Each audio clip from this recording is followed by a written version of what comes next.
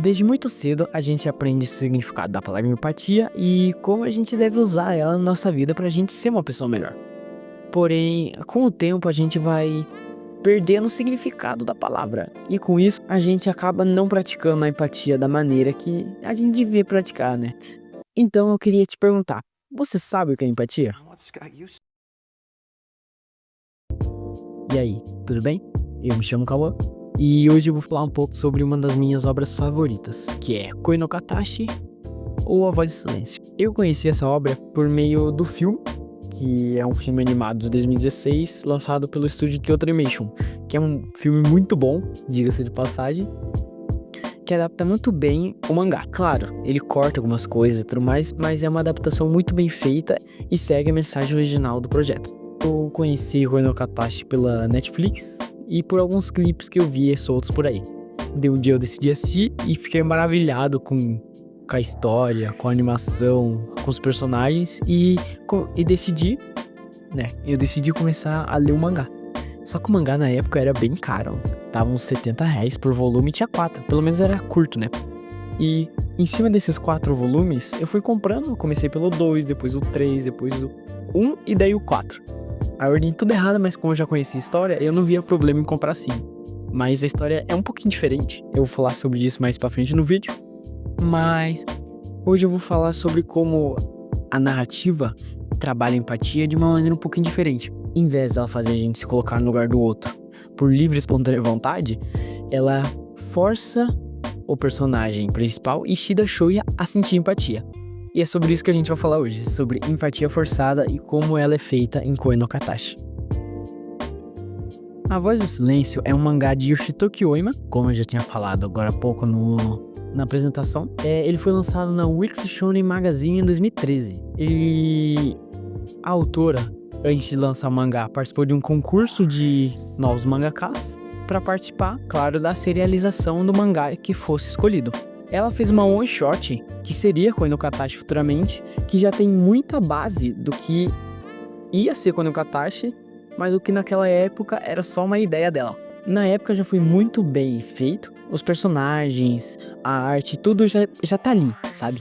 Você vê ali que já tá bom, só melhorou quando o mangá realmente foi lançado. Ele durou mais ou menos de 2013 a 2014, e em 2016 a Kyoto Animation lançou um filme. É um filme que tem quase 2 horas, é um filme bom, a animação é incrível, a direção é boa, seja a direção de fotografia ou a direção de arte é muito boa, a dublagem, tudo é bom, mas a história é um tanto quanto diferente, apesar de ainda seguir a mesma premissa e o mesmo desenvolvimento. Mas tem algumas coisinhas que não tem no mangá, que tem no anime, que tem no anime que não tem no mangá.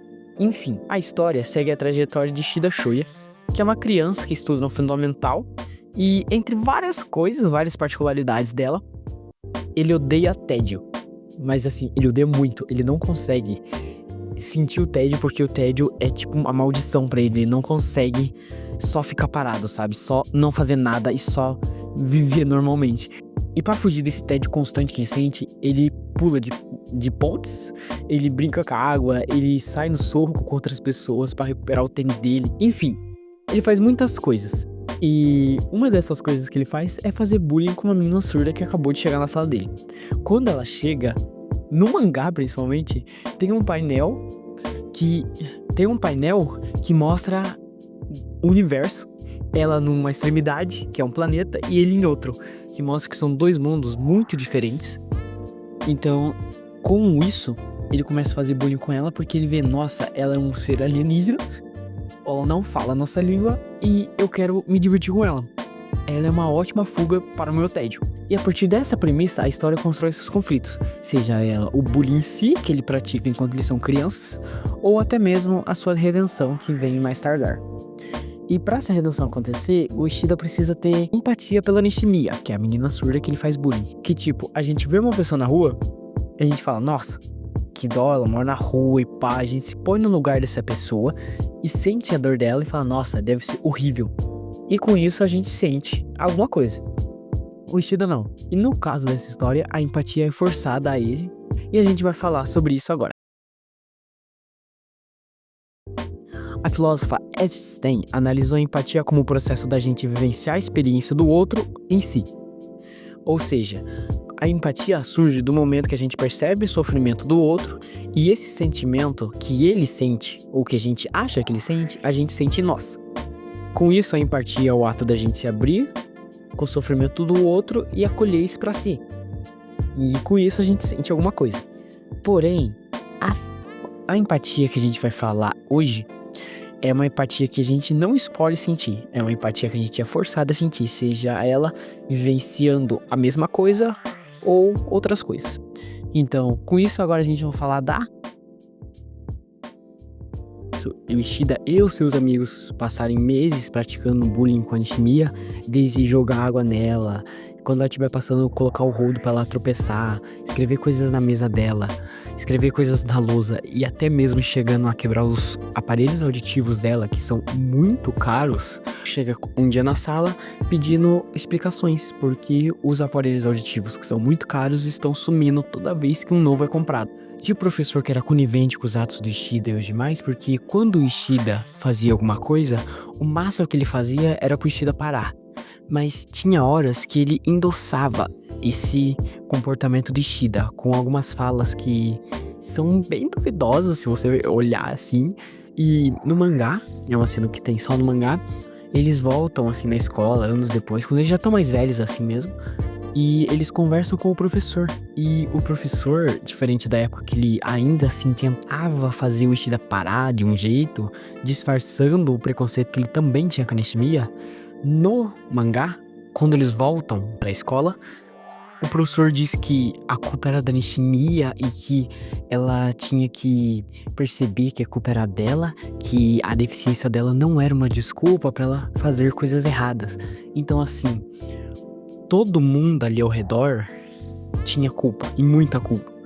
Mas a culpa acabou caindo somente no Ishida, que ficou desesperado com a situação. Com isso, ele acabou levando a culpa, porque os amigos e o professor jogaram a culpa toda nele porque precisavam de um alvo, de um culpado.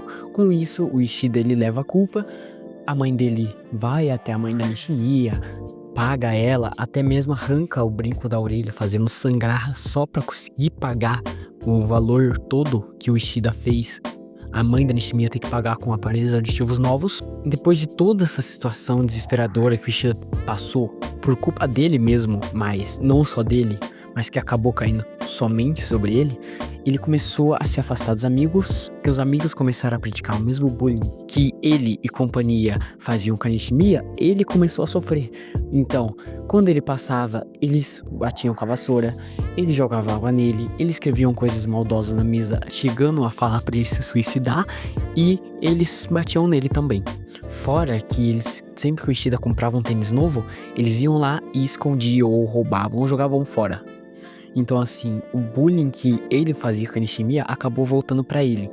Ele tava experienciando na pele, ele tava tendo toda a experiência que ela teve ali, pelas mesmas pessoas que ajudaram ele a fazer o que ele estava sofrendo com ela.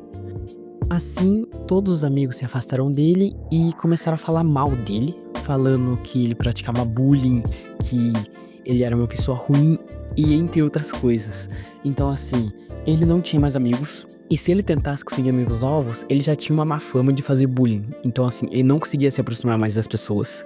E as pessoas falavam de canto dele, falavam que ele não saía, falavam que ele tava quieto, falavam tudo. Então ele começou a tapar os ouvidos. Ele não escutava mais o que as pessoas falavam e começou a não olhar no rosto delas mais. Então ele não enxergava e nem ouvia o que as pessoas falavam. Então, como ele não ouvia, porque ele sempre colocava as mãos nas orelhas, ele estava, entre aspas, surdo. Assim como a Nishimiya é surda. Então ele experienciou na pele tanto a deficiência dela quanto o bullying que ela sofreu. Assim fazendo com que ele sentisse empatia por ela, porque ele se colocou no lugar dela, forçadamente, ele sentiu na pele o que ela sentiu, então ele começou a ter empatia e a vontade de se redimir com ela. E por isso que a história consegue trazer pra gente todo esse dilema, por ele ter passado pelo que ela passou, e por isso ter passado pelo que ela passou, que ele quis ir atrás dela, pedir desculpa e conseguir se redimir de alguma forma. E é bem pontuado isso no mangá e no anime, porque os demais amigos do Ishida não tiveram essa sensibilização com o que aconteceu, eles não pensaram tanto quanto ele no que aconteceu durante esse bullying todo que teve com ele e com ela. Porque, por exemplo, uma amiga dele, que também fazia bullying com ela, continuou até o ensino médio, ela continuou fazendo bullying com a Nishimiya. Teve uma vez que ela e o Ishida se encontraram e coincidentemente a Nishimiya também se encontrou com eles. E essa personagem tentou fazer bullying com a Nishimiya igual eles faziam no Fundamental. O Ishida claramente não continuou com o bullying e falou pra ela parar, mas você nota que, como eles não passaram pelo mesmo, não tiveram o ato de repensar o que eles fizeram, eles continuaram achando que não teve problema, que era coisa de criança e tudo mais, e se tivessem a chance, fariam novamente, porque pra eles era só uma brincadeira. Mas o Ishida, que passou isso na pele e construiu essa empatia pela menina, não faria de novo e busca o perdão dela, sabe? E é muito bonito a forma com que ele consegue fazer até mesmo essas pessoas que não se sensibilizaram antes começar a repensar o que elas fizeram, como essa menina que eu citei agora. No final do filme ela não está uma pessoa incrível, mas ela não trata a Nishimiya mal mais. Ela constrói um certo carinho pela Nishimiya. Então, isso que eu acho muito bonito na forma que essa história conduz todo esse ato de empatia do protagonista Ishida e dos demais que também praticavam bullying. Então o ponto que a gente chega, depois de ver o filme, ler o mangá, analisar toda essa situação, é que o Ishida só melhorou como pessoa porque ele passou o mesmo. Ele só se colocou no lugar dela quando ele já tava lá. Quando ele passou pelo que ela passou, aí sim ele conseguiu aceitar o quão errado ele estava e melhorar enquanto pessoa. Pra concluir, eu queria falar que quando o Katai chama aula sobre o bullying e como as nossas diferenças não deviam servir como uma barreira entre o eu e o você. Não devia ser visto como uma ameaça, pois as diferenças são o que aproximam a gente da experiência que a gente não consegue ver sozinho. Então a gente pode ver a empatia como um ato de aprender com a vida do outro, e porque a gente não consegue fazer tudo sozinho. Então a gente pode usar a empatia para, além de um ato de amor e solidariedade com o próximo, para uma aula de como melhorar enquanto ser humano. Então é isso, o que eu queria falar sobre esse vídeo é isso. É o meu primeiro vídeo bem feito, né, digamos assim, que eu realmente tive um roteiro, eu peguei as imagens e tudo mais, e eu espero que vocês tenham gostado, e é isso, tchau.